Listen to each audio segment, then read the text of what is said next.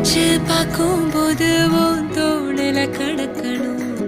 நினைச்சு நெளிஞ்சதெல்லாம் தினம் தினம் நடக்கும். கிடைச்ச நேரம் எல்லாம்